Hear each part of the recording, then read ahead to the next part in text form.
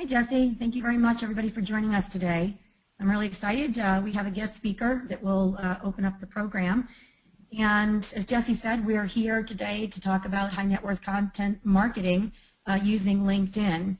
And a couple of things I'm hoping you'll take away from today's presentation is how to use content on LinkedIn to actually attract your ideal client and your referral sources as well, and why regular updates to your LinkedIn profile using high net worth content will matter to you, and what types of content posted to LinkedIn actually can make a difference in attracting and marketing your firm.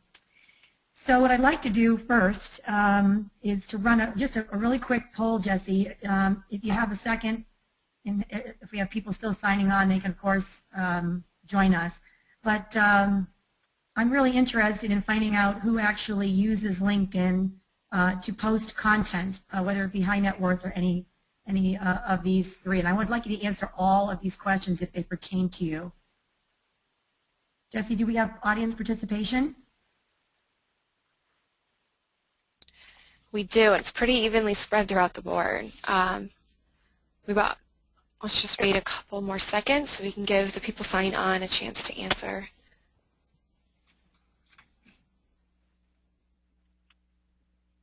All right, I'm going to go ahead and close the poll and share the results. So we have 50% use LinkedIn to post their own content, 50% use LinkedIn to post other people's content, and then I read other people's content on LinkedIn is 67%. So it seems majority of the audience go to other people's LinkedIn to read content. Okay, great. All right, so we know, at least we know there's some form of engagement there, which is really important, and hopefully your network of folks that you're connected to are reciprocating in that way, coming to you to actually view your information that you're posting there.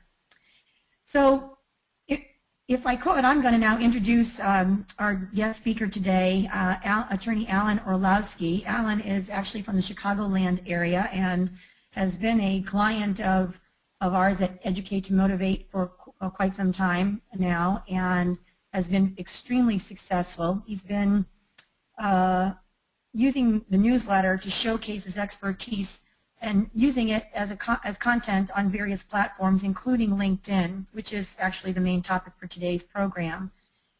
So, Alan, welcome. You've been in practice for over 30 years, helping people with their estate and business planning. How has marketing over the years actually changed for you? Hi, I just want to say thank you for having me. Marketing over the years, well, it's all electronic now. I absolutely don't use any more of the old-fashioned way, which would be mail or newspaper advertising. So that is a huge difference in that regard. And do you want me to elaborate on it?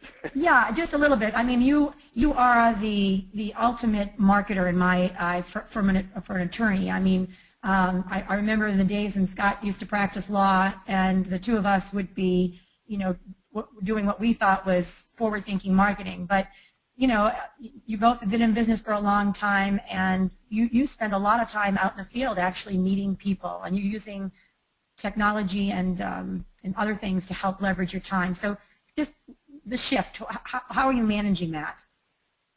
Well, it's time-consuming, but I try to go.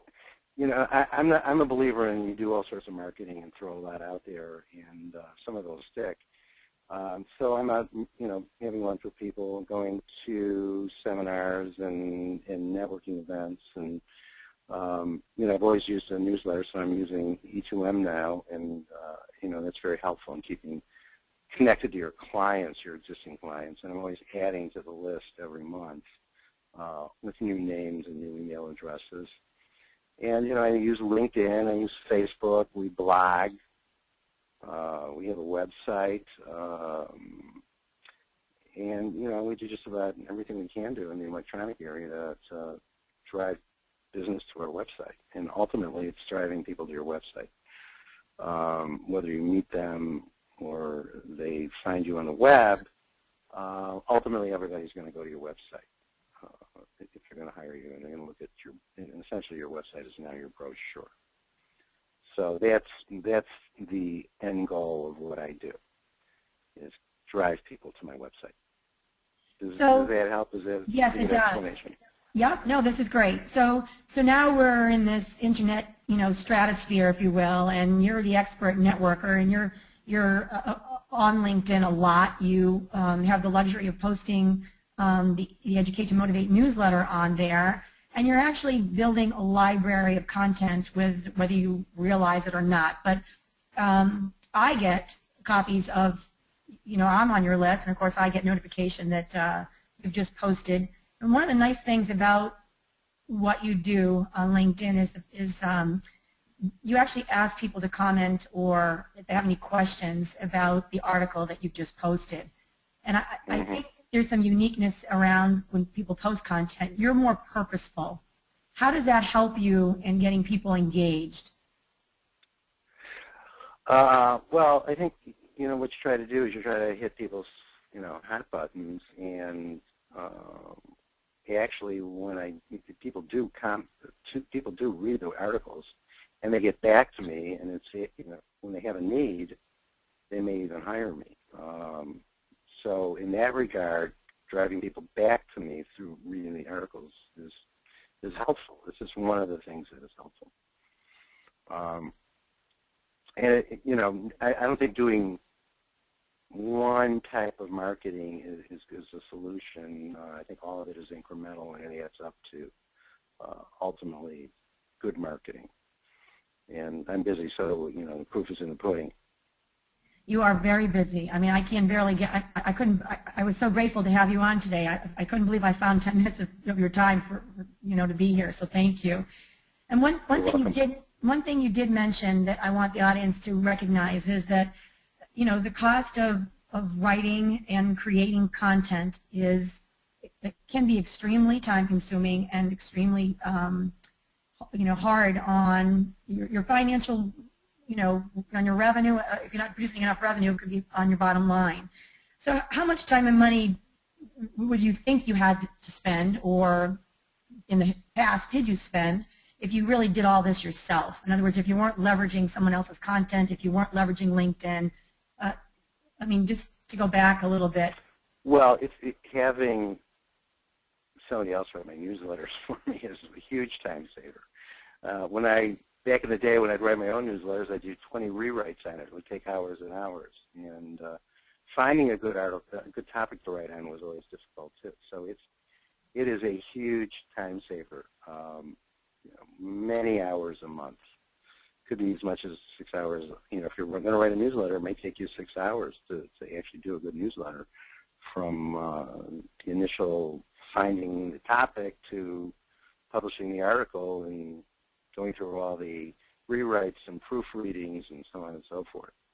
So if I reduce it down to another number, it could be, just on my time, $2,500 a month. Well, we talked about that. Yeah, we actually talked about that in our last webinar last month, about the cost of actually, moving into this content creation world, and then having, the ability to become a multiplier of whatever is being produced, 9 times. And I have to give you credit, because you came to us early on. You said, I'd like to use this on my LinkedIn. Of course, there's, you do it, you publish it there. A lot of our other subscribers use it as blog posts. They post it to their websites. And really, in the grand scheme of things, as you have said, Alan, is that you're driving people back to where you want them to land on your online brochure, which currently is your website. And you're creating an area where people can constantly remember where to find things. And I think that's really important, because you yourself spend so much time out of the office that for someone to find something and say, geez, Alan sent me that, or I need to send that to a referral source, you can just pull it out and then forward it along, or pull it out and hand it to a client without too much stress. And I think that's been beneficial for you, has it not? Yes, people ask me to send them articles all the time, so I pull it up and email it to them. So if you had to give our audience one major idea, a takeaway today, maybe in combination with LinkedIn and content, what might that be? Well, I would say, because of Google's analytics and algorithms and metrics, blog. I think blogging is a big help. Post anything you can about yourself on your blog, including E2M articles. And I've been doing that over the last year, and literally my hits on my website have tripled. And okay, it's translated into business. That is, and I have been telling people to do this for an entire year, so I'm glad you're reaffirming, how blogging and content really can propel your presence online. So Jesse, let's quickly, before I get into today's program, I don't want to take away too much of Alan's time, but let's open, if anybody has any questions for Alan on what he's currently doing, or what what pain points they may have that he may help them overcome. If anybody has a question now, we'd love to hear from you. And I know Alan's going to stay on the call for just a few more minutes. I asked him to hang in there because I may have some stuff that he doesn't know about yet. But okay. Do we have any questions for Alan at this point? Just a reminder, you can raise your hand. It's on the toolbar, or you can type a question in. We do have one typed in, Alan, for you. Do multiple websites help? Well, I don't have a multiple website, so I wouldn't really know the answer to that, but my guess would be that no. I think you got to put all your resources into and make your website the best it can be. If there's two businesses you have and there's a reason for having a multiple websites, since they're selling two different types of products, then that makes sense. But otherwise, to me, it doesn't make sense, although maybe I'm wrong.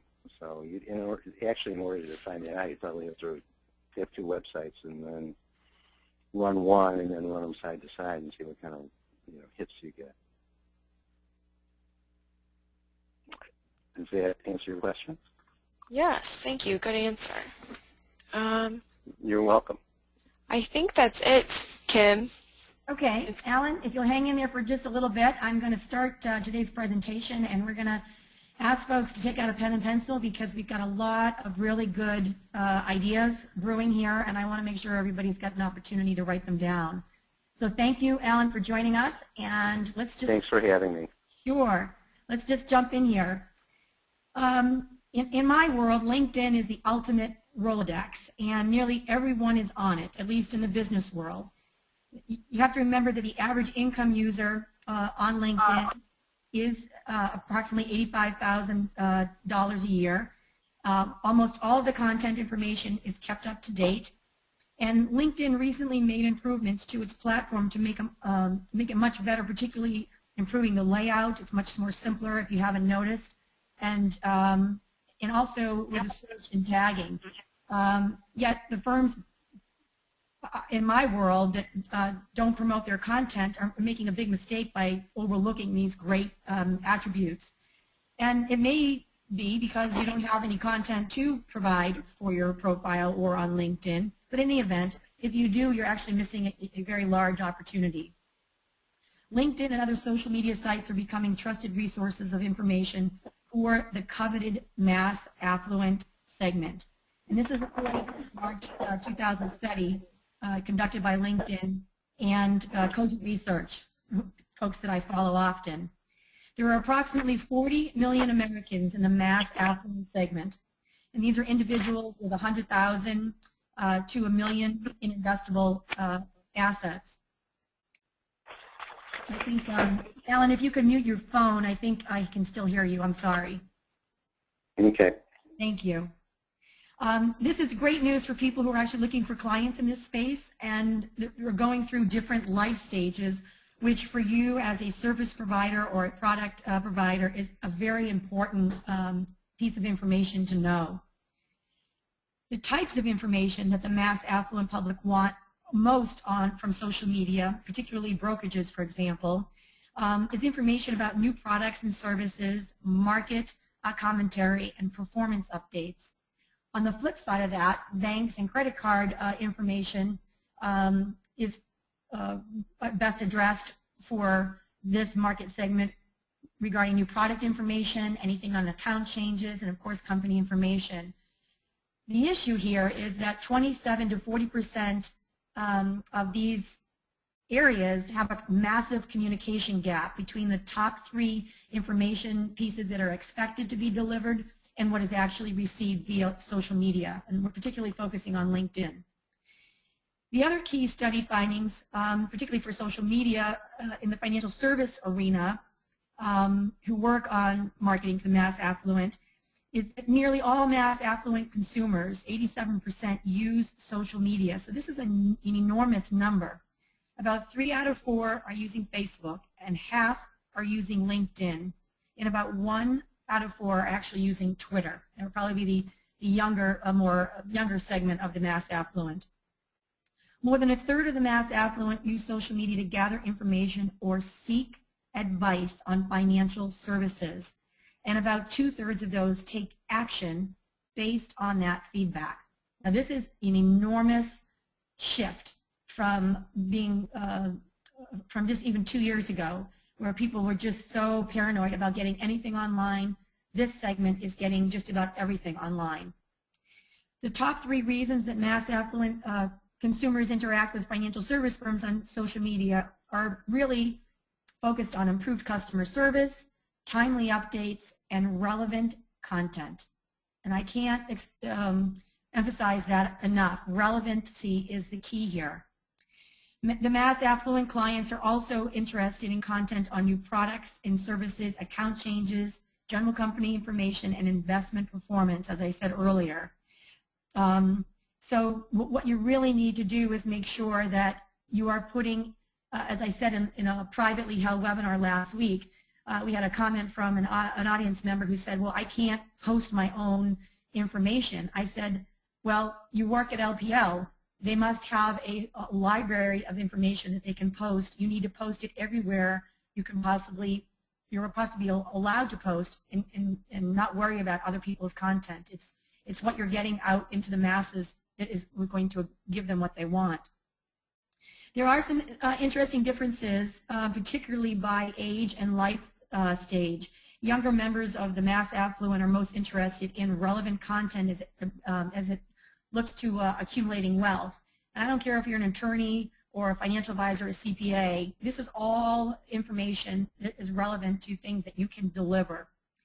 And those who are in the pre-retirement, they value timely updates. They expect things to come to them and have a social presence and talk about things that are in the near future. And those that are retired, of course, are more focused on the value of customer service. You know, they want to be waited on hand and foot, and they want it to happen in some instances through social media. So the information shared on LinkedIn is more trusted than any information shared on Twitter or Facebook.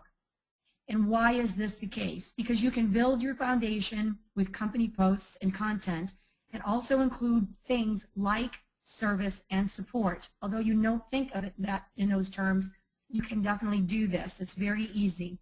And in addition, you can accelerate the influence with group discussions and filter that down to those one-on-one conversations that all of us are so eager to have.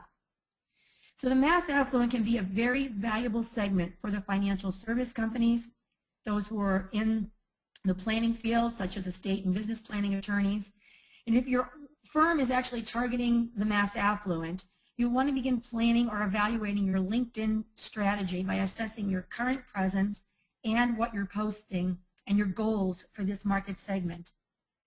So what does this mean for the ultra high net worth and the high net worth? Remember, Innovision is at the 20 million and up stages of one's net worth before you can come to us.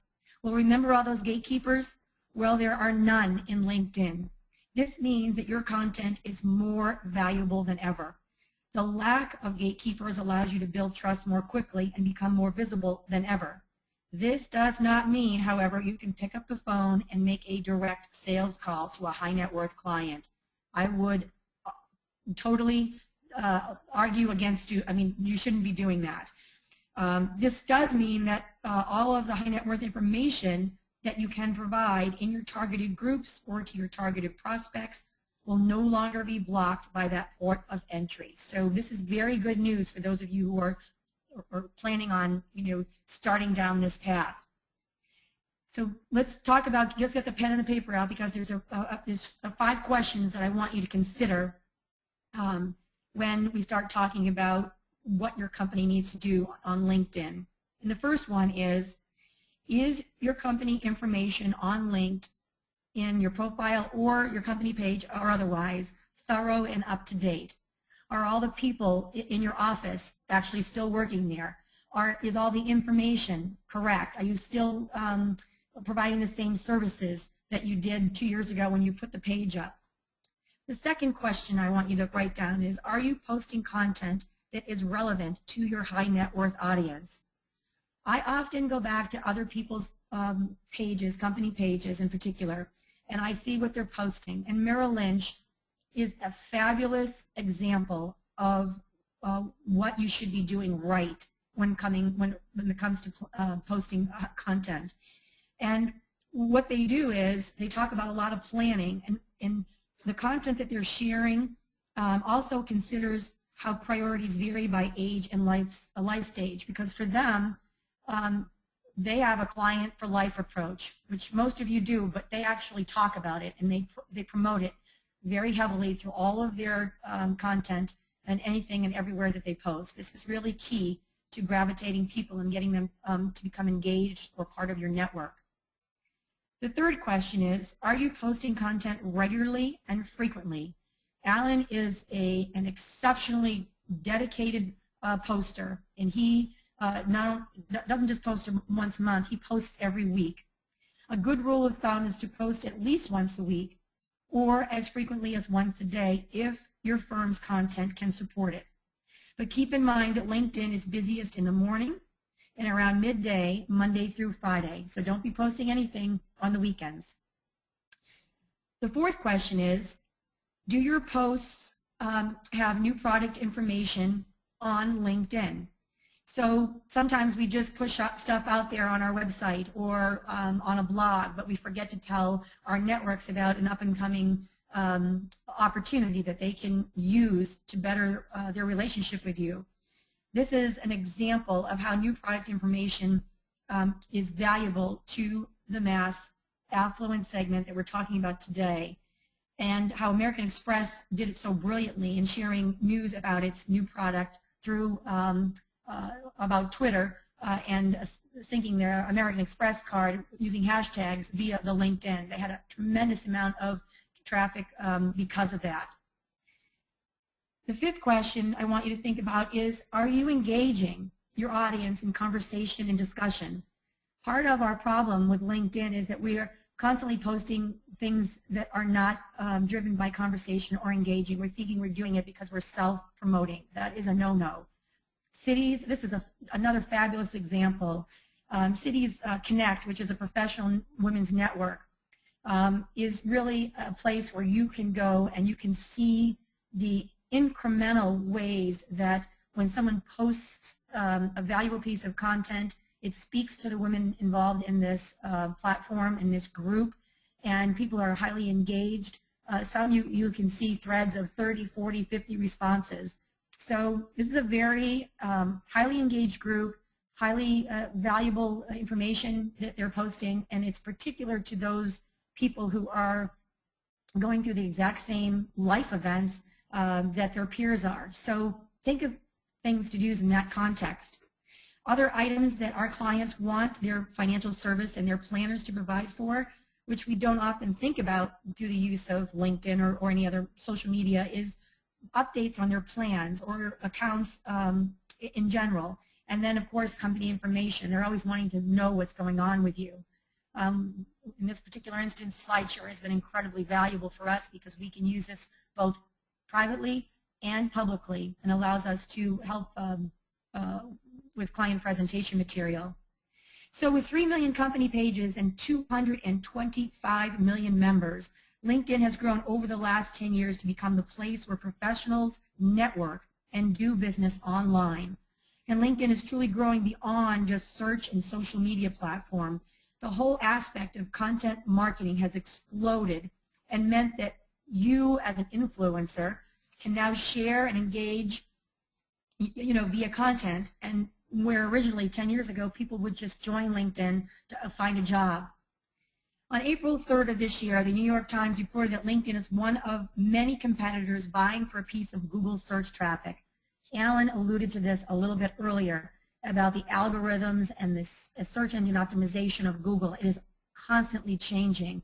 Well, LinkedIn went way out in front on this, and they realized with over 5.7 billion, that's 5.7 billion professionally oriented searches performed last year on their site, they have tried to make a continued effort to improve search experience. And they've added new features like the autocomplete and the suggested searches and the automated alerts and much smarter query intent algorithms. And I'll talk about that in just a minute because content will be extremely relative for algorithm searches. Content marketing also allows LinkedIn to put you and your business out in front of the people who want to see it. Mashable does a fabulous job with this. And just like with Google, there's a renewed focus of content on LinkedIn as the company continues to strive to compete with all these other social networks.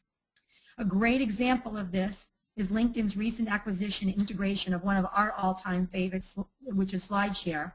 And this is a service used for uploading and sharing presentations, videos, PDFs. And added to this launch of SlideShare, they also put in products like LinkedIn Today and LinkedIn Influencers, where if you haven't heard about that, there's a hand-picked crew of about 200 celebrity professionals, like Richard Branson, for example, who present exclusive content. Well, it just so happens that that content is so engaging that their followers and interactions have just exploded.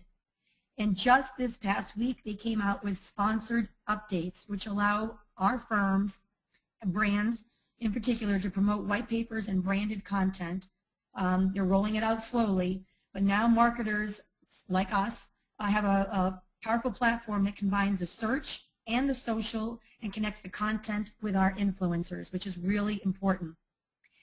LinkedIn has now, and through our own experience, is rapidly emerging as our vehicle for demonstrating our expertise through thought leadership. And that helps us because we're able to display content that we as a firm and Scott as a CEO of Innovision has developed. So the idea that LinkedIn as a content vehicle really works in 3 ways. Your personal profile, as you see Scott's here, should display content that you or he has developed and to show and highlight your expertise. And in many cases, you can think about this in the professional business firms or tech startups. Clients come to a company largely because of the expertise it offers. And it will be more likely to trust this expertise if its principals can show that they are credible thought leaders. So it benefits your firm if you, the star owner or employee, and maybe you have other employees in your firm that also are very capable of content delivery and promotion, demonstrate their thought leadership through an impressive LinkedIn profile. What you're seeing to the right of this photograph here is all of the material. If you scroll down on Scott's profile, this is all the material that Scott and the Innovision team has produced in order to highlight our expertise. You would not normally see this. Most people don't use this, but if you have content, it would be a waste not to utilize this space for that purpose. In addition, company pages are a great way to provide content through status updates that link to white papers, articles, videos, ebooks, and any other evidence you may have of your firm's thought leadership. In our instance, we highlight every one of these links here takes you to another page that produces more information. We have videos as well that are tied to our YouTube account. So let's talk about the steps that you need to do in getting your content ready for LinkedIn. You need to prepare to optimize your profile for the people who are trying to find you is the very first step. And your LinkedIn presence, like Alan said, it should be like your company website. It represents your brand. So first thing I want you to consider, and write this down, is consistency. I want you to take care to describe what your company offers in a way that's consistent with positioning across all channels, but not just limited to your website. Of course, this brings into question whether all your other online channels speak about you in a single voice. However, that really calls for a much larger branding and more firm-wide communication audit, which I encourage you to do. But for right now, let's just talk about yourself in a way that matches most of your communications. So my call to action for consistency is, without making this a huge exercise, take stock of the multiple ways you describe yourself to your clients, your prospects, even your own employees, and any other relevant audience, including your LinkedIn audience. Furthermore, I want you to think about, let me just look at Scott's, somehow my screen just went blank on me, I'm sorry. And furthermore, I want you to think about the opportunities that present itself when you include accuracy in this context. Accuracy is just another way to consider how you're thinking about your LinkedIn profile and what your audience is looking for. The LinkedIn audience is huge, and it's just not any audience. It's really a highly educated and very influential group. So my call to action on accuracy is to update any number and set of facts that best describe your company, your profile, that are maybe have changed or could be liable to change. And that could be links here. It could be your email address. It could be your phone number. When people come and they find you, I can't tell you how many times I've gone and clicked on something and I had a broken link and I couldn't call somebody, and then I had to drive myself to their website. Really important information. Be accurate. Be sure your employees have accurate profiles as well. The other thing I want to talk about is semantics. What you post on LinkedIn shows up in search results all over the place, both in the web as well as your LinkedIn search. So luckily, as part of the optimization, of your website for your organic searches, you've already probably, I hope you've already probably identified targeted keywords, or you've hired somebody to do this. You can actually reuse those keywords, maybe tighten them up a little bit, and make them really relevant for LinkedIn users. And since LinkedIn users are more sophisticated than the average web user, you may want to target keywords that are more industry specific and maybe a little bit more technical in nature. So my call to action for you on the semantics is to really start with a keyword search you already did and update it with a little bit more targeted, tightly content-driven keywords for your LinkedIn presence. So for example, when you type in Innovision Captive Insurance, of course we have pages and pages and pages of information, but it also shows up on our LinkedIn search as well. So out of 4,700 searches for captive insurance, you're going to see Scott and Kyle in the mix.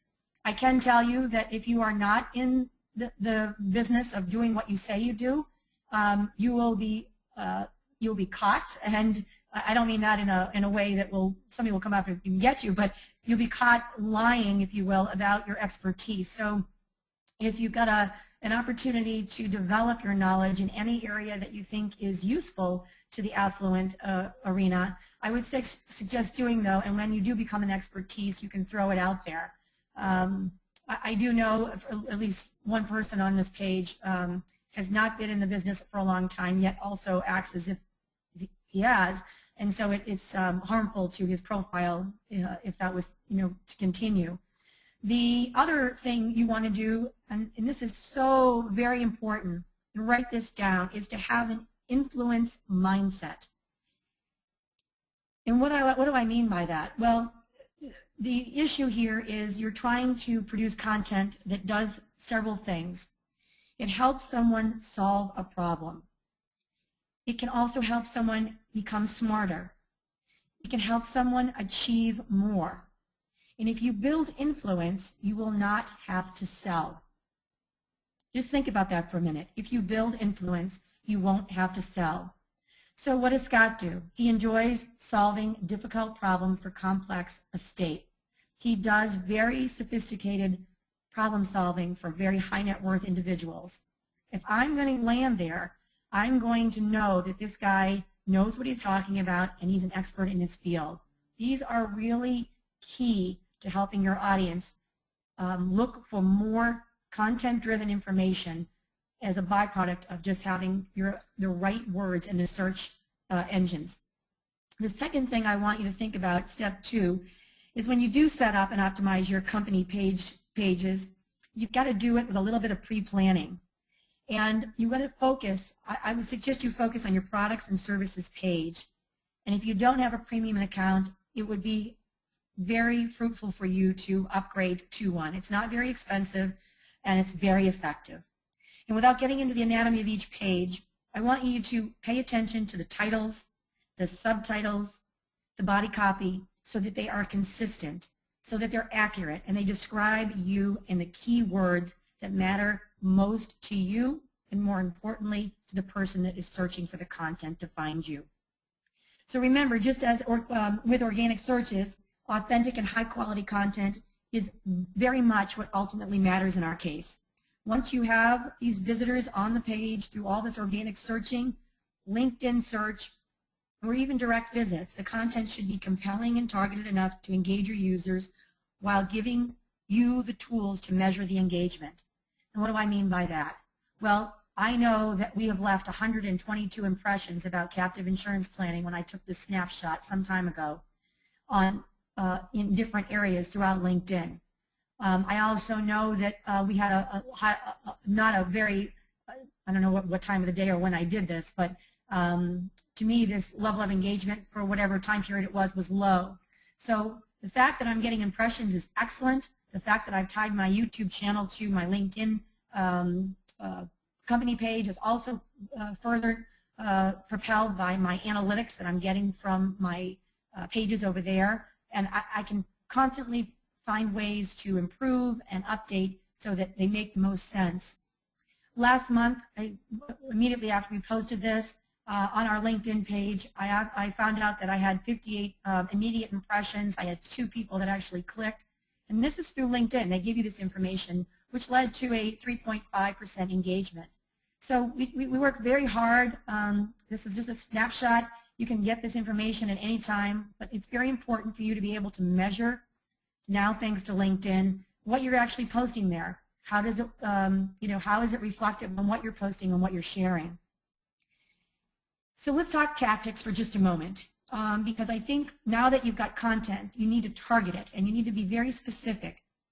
And LinkedIn allows you to create variations of your products and services pages so you can target it to different audiences. So you can target it to different groups, you can target it to different interests, people at different seniority levels, different functions in geographic locations. It's really a byproduct of their expansion and allowing you to further use content to leverage your targeted audience. And share, and update often. You know, the ability to post updates on LinkedIn really today allows you to consistently maintain interest for your company while engaging followers and what I call influencers. And if you use this feature, you can consistently post updates about your firm. Maybe you have a job opening, best practices, thought leadership material. And with any, we do a lot of messaging, so it's very important. You have to stick to what your prospects will care about most and try to share as much useful information as possible. And useful is the key. So when you do tailor this, you can customize the message and the copy and the semantics for each update, which is great. And this just goes to show you, there was a recent study done by Bright Edge when they looked at the BrandZ top 100 brands, and they could see a loose correlation between the frequency with which the brands posted updates on LinkedIn and the number of recommendations they were getting. 50% of the top 10 brands by recommendation also appeared in the top 10 by number of monthly updates. So that correlation is critical. The more you post, the more relevant the content, the higher your brand recognition will be. And it's very important to remember that the relevance and the uniqueness of the content can matter more than the quantity. So you may want to test various updating frequencies just to determine what works best for you, your firm, and your I mean, you don't want to become a spammer, or you don't want to look like a spammer. So that's really important for you to make sure you monitor that and make sure it's successful. The other thing I want to hone in on is creating interesting and relatively relevant content and sharing it. And you know, LinkedIn is really the gold standard of engagement. Soon after, for example, they posted a note about David Beckham announcing his retirement. They featured a post by Matthew Bishop, of the U.S. business editor at The Economist, on his article about brand yourself like Beckham. Well, the post generated such high engagement while still being fresh and current on LinkedIn. It drew in a lot more audience recognition and new people following them because of the reputation of the publisher at the Economist and the copy of the title. So it may not be your own content, it may be other people's content, but again, this was evidently relative to the audience that LinkedIn was posting to, because people were looking for brand ideas, and if you wanted to brand yourself, you probably want to follow Beckham's footsteps. The other thing I want to talk about is the tactical strategy of videos. Now, YouTube is almost bypassing all other online viewing for social media as it stands today. And everybody loves a video, and a short video goes a long way in keeping users engaged. So be sure to make really liberal use of the video capability by posting your YouTube, your Vimeo, whatever it is, on the products and service pages of your website. The other analysis that BrightEdge did on the top 100 brands indicated that 9 out of 10 of the top brands by number of followers has their LinkedIn profile with their YouTube channel. So that's really a big number and a really critical piece of information you want to probably tuck away. Now, Alan talked about blogging, and I am going to suggest that you automatically share every blog entry on LinkedIn. You can do this through automation. And the success of this strategy really depends on the frequency of your posting and the relevance of your content. But if you do it, it is really huge. One thing you may want to consider doing is finding high-profile prospects or networking colleagues and inviting them to contribute content to your company blog. And this is a good way to leverage and curate content. And you can use LinkedIn to be introduced by a shared connection. You can go and introduce yourself by tagging them in your LinkedIn shared post. Maybe you can develop enough of a relationship that they become a close tie connection, a high-powered connection with, you know, maybe become more valuable to you, and become more familiar, of course. And then this isn't something that can only be leveraged with using LinkedIn, but connections that LinkedIn offers are oftentimes quite different from those of other networks, social networks like Facebook. So you have the power to empower other people. The LinkedIn application component has been replaced with new features that let you display samples of your work on your profile, which is absolutely fabulous. So with it, you can link or upload images, presentations, videos, some cases documents, and you'll find that we can do all of that on SlideShare, but and they're posted to our website as our PDFs. But not everybody has this feature right away, and it's gradually being released to all members. It just depends on how much you post and basically what content you're posting. And for many of us, we are B2B marketers. We're constantly marketing to each other to get more business. And one of the ways of building and distributing content that we find can be extremely challenging is just posting it one time. Well, how does content get spread throughout the system, especially online? Because it should not end at the at the publication of an excellent article or a webcast or a white paper or a video or a newsletter or a podcast. really getting it into the hands of the right person today is very critical. And today, 87% of us B2B marketers are using social channels to actually distribute our content. And LinkedIn is emerging as the dominant social channel for B2B content marketing as part of your plan. Now, let me give you a reason why this is important. I often subscribe and look for certain things throughout the year. The wealth report from Capgemini, I always get it. I'm always really first out there. Well, I want my constituents to know, to know what's in it, and I want them to share it so that they can be better prepared to serve the high net worth in our area. Well, if you look on this Google search page, other people have done it in similar fashion. They posted it to their websites. They posted it to their blogs. They posted it to their firms. They've also posted it in LinkedIn. So it's really critical that if you've got good information, you should share it. And you should encourage sharing. Because encouraging the sharing aspect of conversational content is really profoundly valuable, especially in the LinkedIn groups. And it's important that the distribution of your content, no matter what form it is posted in groups.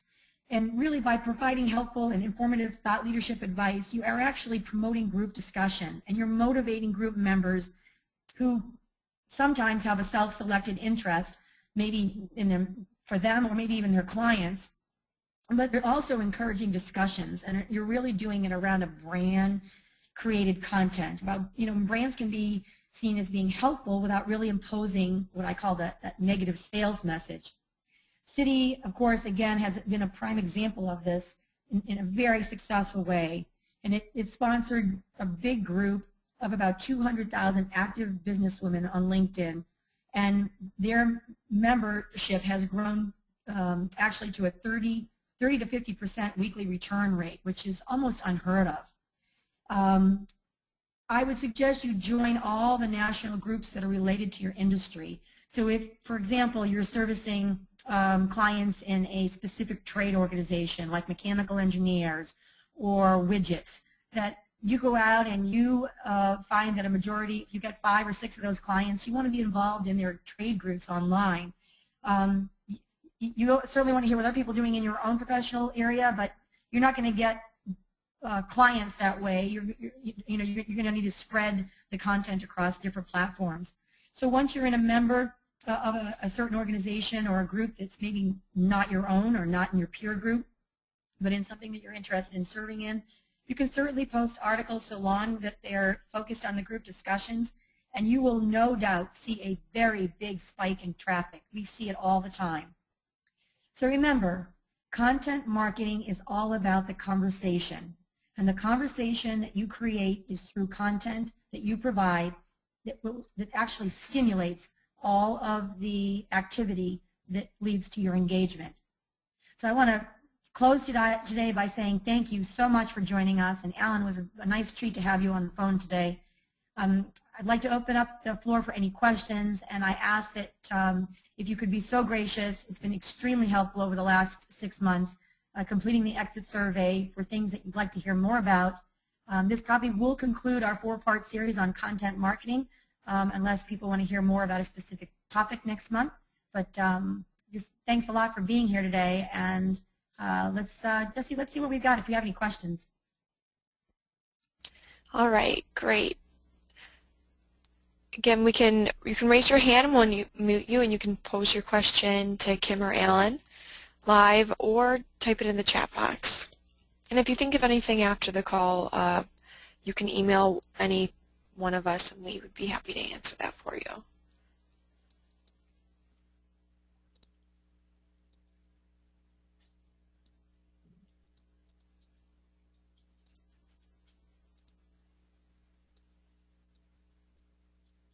Well, Kim, it looks like we could wrap up.